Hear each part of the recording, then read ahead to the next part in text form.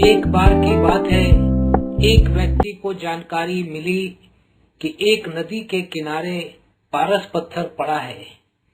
पारस पत्थर एक ऐसा पत्थर होता है जिस पत्थर से लोहे को छुआ दिया जाए तो वो लोहा सोने में परिवर्तित हो जाता है। वो व्यक्ति नदी किनारे गया, पत्थर उठाया, लोहे को टच करके देखा कि लोहा सोने में परिवर्तित होता है या नहीं होता है। उसने देखा लोहा सोने में परिवर्तित नहीं हुआ, उस पत्थर को नदी में फेंक दिया।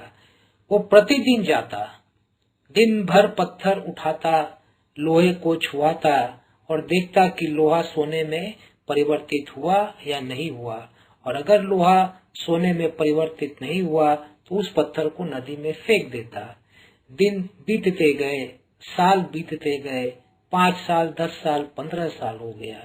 व्यक्ति प्रतिदिन जाता, वही काम करता।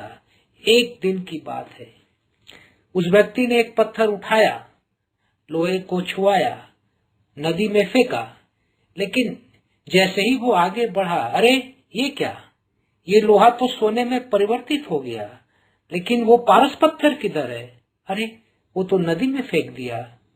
उसको बहुत अफसोस होने लगा, लेकिन अब अफसोस करके कोई लाभ नहीं, उसने तो पत्थर को गवा दिया। कई बार हमारे जीवन में भी कई ऐसे अवसर आते हैं जो पारस पत्थर की तरह होते हैं, लेकिन हम उन अवसर का लाभ नहीं उठा पाते और उन अवसर को हम इसी तरीके से फेंक देते हैं। हमारे पास जो समय होता है, कीमती समय, वो समय पारस पत्थर के समान है, जिसका अगर हम उपयोग करें तो हम अपने जीवन को स्वर्णिम जीवन बना सकते हैं, अपने जीवन को सफलता तक पहुंचा सकते हैं। लेकिन कई बार हम समय का उपयोग नहीं करते, उस पारस पत्थर का उपयोग नहीं करते और हमारा जीवन बेकार हो जाता है। इसलिए जीवन को स्वर्णिम बनाना हमारे हाथ में है।